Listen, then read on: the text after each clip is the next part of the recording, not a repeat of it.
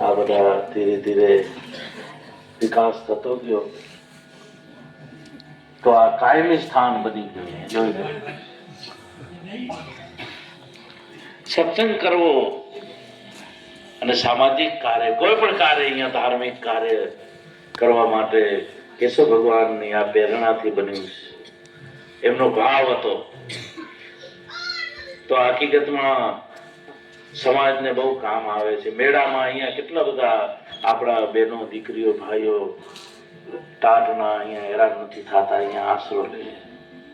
અત્યારે પણ એક પોતાનું સ્થાન થઈ ગયું, એક પોતાની વસ્તુ થઈ ગઈ આપણે. તો કેશવ ભગવાન ક્રાંતિકારી વિચારો હતા અને સાથે સાથે એના આત્માના વિચારો આવી ગયા. જ્યાં સુધી આત્માના વિચારો નહીં આવે ત્યાં સુધી તમે કોઈ કાર્ય નહીં કરી શકો, ધર્મનું કાર્ય નહીં કરી શકો. અને કરશો તો એ ધર્મમાં એ કાર્યમાં કાંઈ હોય નહીં. કાંઈ ધર્મનું કાર્ય બધા કરે જ છે, ઘણા કરે જ છે, પણ ગુરુ બિન દાન નિષ્ફળ જાવે. ગુરુ વગરનું ધર્મ પણ નિષ્ફળ જાય છે કરેલું કરવું. એટલે જેટલા જેટલા મહાપુરુષો હતા ને બધા સદગુરુ પાસે ગયા છે. આંબેડકરે જ્ઞાનના વિચાર મેળવ્યા, બુદ્ધ પાસે જાય, બુદ્ધના વિચાર એને મેળવ્યા. જ્યોતિરાવ ફૂલે પાસે બેસીને, એના ગુરુ જ્યોતિરાવ ફૂલે, એમના પાસે બેસી અને બુદ્ધના વિચાર લીધા. ત્યારે મહાન કાર્ય કરી શક્યા. અને એક બુદ્ધના વિચાર કેશવ ભગવાન લઈ આવ્યા છે. પહેલો ધર્મ મનુષ્યનો સેવા તથા ભાવ, માત પિતા સદગુરુ સંતોના ગુણ ગાવ, સર્વે ઉપર સમદૃષ્ટિ રાખો એક સમાન, મિત્ર વેરી દેખો નહીં એ બીજું પ્રમાણ, પર સ્ત્રી પર નિંદ્યા પર તન જાણજો ધૂળ, કામ ક્રોધ ઈચ્છો નહીં ના બોલો કૂળ, પરમાર્થમાં પ્રીતડી જેને સ્વાર્થ ન હોય લગાર, માન અપમાન દેખે નહીં એ કરતો રે ઉપકાર, દયા ધર્મ ને ધારણા શીલવંત સદા હોય, બીજાના અવગુણ દેખે નહીં અપના ગુણ ન ખોય, અસત્યથી અડગો હાલે પાડે સત્યની ટેક, દ્વિતીયાપણું દેખે નહીં એ સબગટ દેખે એક, એ વચનમાં હાલે વચનમાં ચાલે, એ વચનમાં દ્રઢ રહે વીર, અંત સુધી વચન છોડે નહીં એ મહાબુદ્ધિવીર, આવ્યાને આદર આપે ક્યાંથી રાખે ભાવ, આઠો પોર હસતો રહે એ મનુષ્યપણાનો લાવ, આ 10 ધર્મ છે મનુષ્યના કોઈ પાડે પ્રીત કરી, તો કેશવ ગુણ એના ગાય છે. કેશવની કૃપા થતી હોય તો આ 10 ધર્મમાં જે હાલે છે ને એના માથે કૃપા થાય છે. બાકી કેશવ કેશવ નામ લેવાથી એની કૃપા ન થાય. નામ તો કઈક લે, પણ એની કૃપા ક્યારે થાય કે એને આ જે રસ્તો બતાવ્યો છે ને 10 ધર્મમાં, એ જે પાર છે ને એના માથે કેશવની કૃપા થાય. આપણે બાપનું માનીએ નહીં ને બાપનું નામ લઈએ, વખાણ કરીએ ને એનું માનીએ નહીં તો પાણીનો લોટો દઈને પીયાડીએ, એ આપણા માટે કૃપા કરે. એટલે ખાલી નામ લેવાથી મેળ ન પડે, એ નામને નક્કી કરવો પડે. નક્કી કરવા માટે આ 10 ધર્મ છે. એમાં બધું આવી જાય, ભજને આવી જાય, સત્સંગે આવી જાય, આખો સાર બતાવ્યો છે આ 10 ધર્મમાં. તમે ગુરુમાં લે છો, આ 10 ધર્મમાં હાલો છો તો તમે નક્કી કહેવાશો.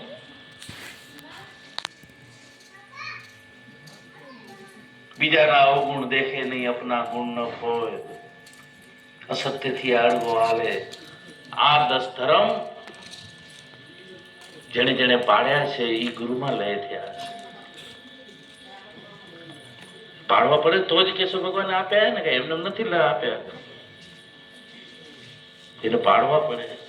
તો આ એ વિચાર કેશવ ભગવાન લઈ આવ્યા અને એ વિચાર એમને મૂળ પાસે મળ્યા. આત્માને ઓળખાણ થઈ અને એમાંથી આત્માના ભાવ જાગ્યા. છન છન માં હું દર્શન કરવા, જ્યાં સુધી આમાં બીજું દેખાય આમાં બીજું દેખાય ત્યાં સુધી કેશવ ભગવાન કે ઝઘડો છે, પણ બધામાં તારું રૂપ મને જોવું છે, તારું સ્વરૂપ જોવું છે. છન છન માં હું દર્શન કરવા દોડું છું અકેલી, સુરત તમારી જોવાને હું થઈ છું ખેલી ખેલી, માટે મનમાં આવો मुखड़ा बताओ जानी दास तुम्हार, आप बताओ आटड़िया घड़ी घड़ी में तमने जोवा आंखल तलपे मारी। આવો તો વિરહના વિચારો। હું આના માટે કેટલો તડપ્યો છું। કેશવ ભગવાને કેટલી સેવા કરી મૂળ બાપુને ઘરે। મૂળ બાપુના કપડા ધોઈ દે, એની રસોઈ કરી દે, એના ઠામણા વાસણ માંજી દે, એટલી કૃપા કરી।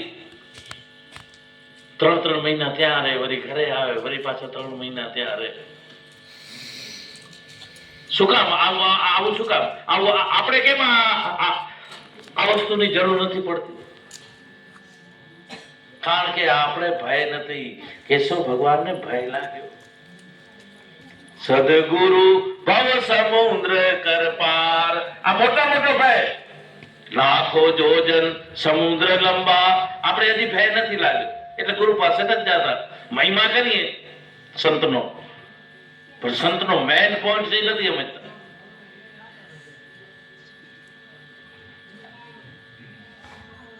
એટલે કેશવ ભગવાનને ભય લાગ્યો।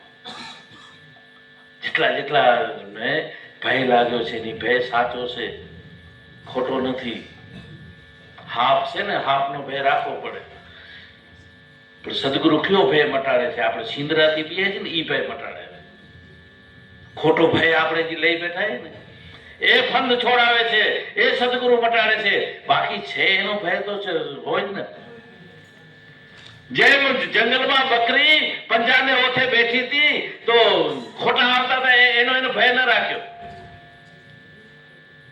શિયાળિયા વાઘ ને વરુભાઈ જો કેને આશરે બેઠી, જ્યાં પંચો જોવે તો ભાગી જાય। પણ જયારે પંજાનો માલિક આવે ત્યારે યાદીતામાં આવે કે પીઆઈ ગઈ, તારી છું, તારે આશરે બેઠી હતી, તારે મારવી હતું મારી નાખ, તારે જે કઈ કરવું હોય। એમ જે છે એનો ભય તો બધાએ રાખ્યો છે। એટલે કેશવ ભગવાનને ખબર પડી કે આ તો ભવ નડે છે, આટલો બધો વિદ્વાન છું, પણ જ્યાં સુધી દેહ મિથ્યા નહીં થાય, આ ભવ એટલે શરીર, શરીરથી આ બધું જગત દેખાય છે, જ્યાં સુધી શરીર મિથ્યા નહીં થાય ત્યાં સુધી મારી મુક્તિ નથી। ખપે એટલું જ્ઞાની હું। અને એ ભય મટાડવા માટે મૂળ સાહેબ પાસે સેવા કરી। મૂળ બાપુ લાખો જોજન સમુદ્ર લંબા સૂજે ન ખોર કિનાર, तुम बिना कौन पार पहुंचाड़े, तुम हो तारणहार। सदगुरु भव समुद्र कर पार, लाखो कचमच करे हेरानी मगरी अपरंपार। एक हटाऊं त्या वरी बीजी आवे, आवे लाख हजार। सदगुरु भय समुद्र कर पार। 4 दिशा का पवन छूटा, लहरी लोट अपार। रात अंधेरी हो गई घेरी, सूझे न कोर किनार। જેમ આપણે નિર્ભય ગુરુ પાસે ગયા પછી નિર્ભય, પણ ગુરુનો ભય તો રાખવો જ પડે। આપણે ભારતમાં સ્વતંત્ર છે પણ કાયદાનો ભય રાખવો પડશે, એ સાચો ભય છે।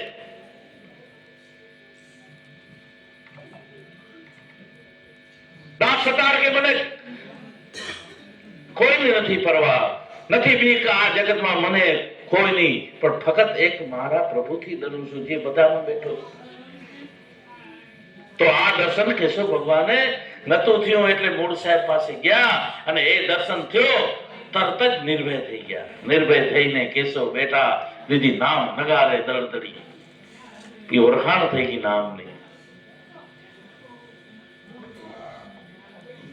તો આપણે પણ એ જ્યારે જેને જેને જેને ભય લાગ્યો છે એ સદગુરુ પાસે પહોંચી ગયા। नाथ मेकर ने कोके पूछा करी कि तमे गुरु पासे गया અને તમે આ દરબાર છો, તમે તો કોનાથી બિયાઓ નહીં। એ સમયે થોડી જીગરવાળી કોમ હતી એટલે હવે કામ થયા। તમે શું કામ આ બધી ભક્તિ કરો છો, ઘર ઘર લોટ માંગવાની તમને શું જરૂર પડી? તો કે મારું અભિમાન ઉતારું છું, આ શરીરથી મને અભિમાન થયું છે, એમાં ઘણી પ્રકારના અભિમાન મને નડ્યા છે। દેહ સંબંધના, જાતિ ધર્મના, એ અભિમાનને કાઢવા માટે કાઢી નાખો તો શરીર નથી, મિથ્યા થઈ જાય, ભવ સમુદ્ર પાર થઈ જાઓ। નકા મળે ડી સોજે, નાથ મેકણ છે એકડો ડી સોજે ન, જેડો થી તો જમશે. અત્યારે ઘણાને ખબર નથી પડતી જુવાનીમાં મસ્તીમાં, પણ જ્યારે ઉંમર આવશે ને, અમારા સાહેબને એક વકીલે અમદાવાદમાં પ્રશ્ન કર્યો કે તમે આ જગતને 84 ની ખોટી બીક વતાડો છો. આ છે નહીં, એવું કાંઈ છે નહીં, 84 નથી ને કાંઈ નથી ને આ બધી તમે ગુરુએ નથી ને શું આ બધું તમે. સાહેબ કે ભાઈ વાણીમાં લખેલી છે, સંત મહાપુરુષોની વાણી છે, અને વાણીમાં લખેલી છે તે ભજન સાંભળે નથી, તે રૂગી વકીલાત કરી છે, પણ અત્યારે તને ખબર નહીં પડે. ઈ તારી ઉંમર આડી આવે છે, ઈ જ્યારે ઉંમર પૂરી થશે ને પછી સાહેબે એક દ્રષ્ટાંત દીધો કે હું અત્યારે તારી પાસે અમદાવાદમાં બેઠો છું અને મારે જવું છે અંજાર, પણ અહીંયા અમદાવાદમાં બેઠો છું, અંજાર દેખાતું નથી, એનો અર્થ એ નહીં કે અંજાર નથી. અત્યારે અહીંયા અંજાર નથી દેખાતું તને ને મને. શું કામ કે 300 કિલોમીટર આડા આવે. એ 300 કિલોમીટર જ્યારે કપાશે એટલે મને અંજારનો ટાવર દેખાશે. એમ જ્યારે તારી ઉંમર પૂરી થશે ને, એ સમય આવશે ને ત્યારે એ તને 84 નો ટાવર દેખાશે. કારણ કે વાણીમાં લખી ગયા છે, એ કઈ સંત મહાપુરુષો ટોપા નથી, સાચો ભય બતાવ્યો છે, અને એ ભયનું નિવારણ છે પાછો. કથન ચોટ કારણી રે મરણ મોટેરો માર, દાસ ધીરો ભય બતાડ્યો, એમાંથી કોઈ ન ઉગર્યા મોટા નરપતિ કે નાર. તો કે એમાંથી ઉગરવું હોય તો શું? તો કે તે હરિનો રસ પીજીએ, સદગુરુ પાસે જા અને એનો હેત લઈ લે. દાસ ધીરે આખું વર્ણન કર્યું. છેલ્લે એને કીધું કે આ ભય છે ને જે ગુરુ પાસે નથી ગયા એને, દાસ ધીરો કે મને